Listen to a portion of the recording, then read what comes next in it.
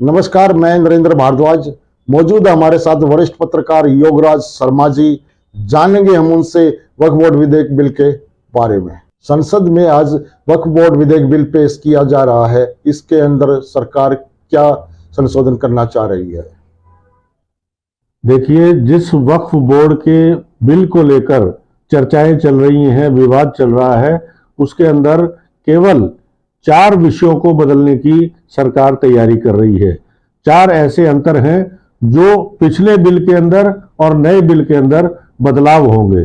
सबसे पहला उसके अंदर ये बदलाव किया जा रहा है कि अब से पहले जो वक्फ बोर्ड का ट्रिब्यूनल था, वो जिस जमीन को ये कह देता था कि ये वक्फ बोर्ड की है और वो जमीन उसी की हो जाती थी।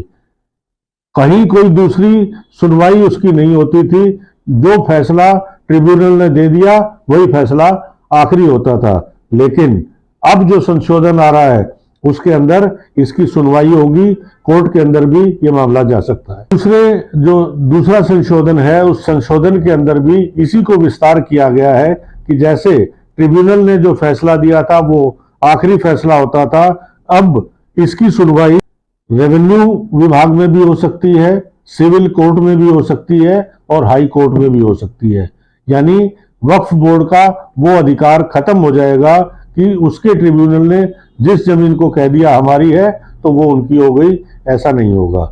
तीसरा प्रमुख बदलाव ये करने जा रही है कि जो वक्फ बोर्ड बना आया, लगातार अब तक चलता आया, उसके अंदर केवल मुस्लिम सदस्य होते थे।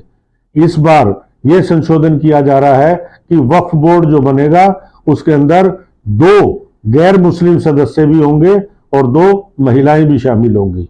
यानी इसको पारदर्शी करने की सरकार कोशिश कर रही है। ट्रांसपेरेंट होगा तो किसी भी जमीन पर नाजायज कब्जा नहीं हो पाएगा, या कह सकते हैं कि सरकारी नाजायज कब्जा, जैसा कि कहा जाता रहा है कि वक्फ बोर्ड कर देता था, वो अब नहीं होगा।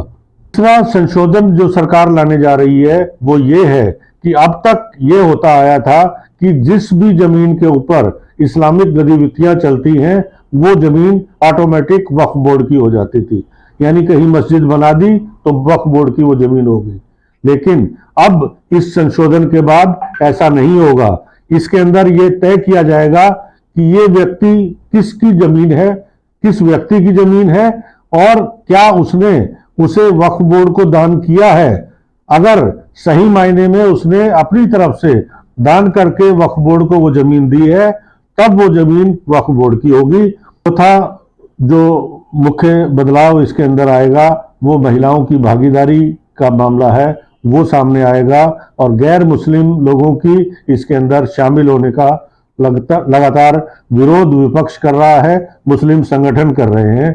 तो इस तरह की कोशिशें हैं। सरकार चाहती है कि ये संशोधन पास हो और निर्विरोध तरीके से पास हो, लेकिन क्योंकि मुस्लिम तुष्टीकरण की राजनीति लगातार विपक्ष करता आया है तो विपक्ष के सदस्य लगातार इसका विरोध कर रहे हैं, कोशिश कर रहे हैं कि इस सत्र में भी पिछले सत्रों की तरह ये संशोधन पास ना हो सके। वक्फ बोर्ड के पास कितनी संपत्ति है और इसकी कितनी कीमत आंकी जाती है? जहां तक आपने पूछा कि वक्फ बोर्ड के पास कितनी संपत्ति है, उसकी कीमत कितनी है, तो ये बता दें कि रेलवे और सेना के बाद देश में सबसे ज्यादा संपत्तियां वक्फ बोर्ड के पास हैं।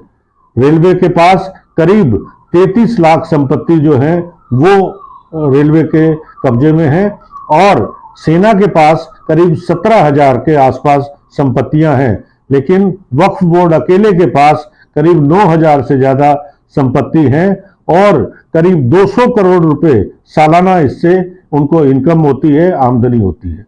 वक्फ बोर्ड के पास अब तक कितने केस पेंडिंग है इस जमीन के मालिकाना हक को लेकर? 12,000 से ज्यादा केस अलग अलग प्रदेशों के वक्फ बोर्ड के अंदर पेंडिंग है और करीब 18,000 से ज्यादा केस वक्फ बोर्ड के ट्रिब्यूनल के पास इन दिनों में चल रहे हैं और 165 केस वक्फ बोर्ड को लेकर सुप्रीम कोर्ट और हाई कोर्ट के अंदर पेंडिंग है। अगर यह संशोधन आता है तो इन केसेस को हल करने की जो रफ्तार है वो तेज हो पाएगी, जल्दी हल होंगे और जिसकी जमीन है उसको मिलेगी। विपक्ष इसका विरोध क्यों कर रहा है? संशोधन विधेयक पास होगा या नहीं, यह एक राजनीतिक मुद्दा है, लेकिन क्योंकि मोदी सरकार के पास गिनती है, संख्या है, सांसदों की संख्या यूपीए के बजाय एनडीए के पक्ष में है, इसलिए उम्मीद की जाती है कि मोदी सरकार इस संशोधन विधेयक को पारित करवा लेगी और अपना एक और वायदा पूरा कर लेगी। जहां तक बात की जाए विपक्ष की, उनका विरोध करने का जो कारण है वो कहा जा सकता है कि मुस्लिम वोटों को प्रभावित करना, मुस्लिम वोटों को एक तरफ करके भारतीय जनता पार्टी से काटकर अपनी तरफ जोड़ने की कोशिश करना ही विपक्ष का काम है, और वो इसीलिए अपने आप को मुस्लिमों का समर्थक होने का दावा कर रहे हैं, चाहे वो कांग्रेस के लोग हों या विपक्षी अन्य अलग अलग पार्टियां हों। ये थे हमारे साथ वरिष्ठ पत्रकार योगराज शर्मा जी, जिन्होंने वक्फ बोर्ड विधेयक बिल पर हमें विशेष जानकारी दी। आज के लिए बस इतना ही।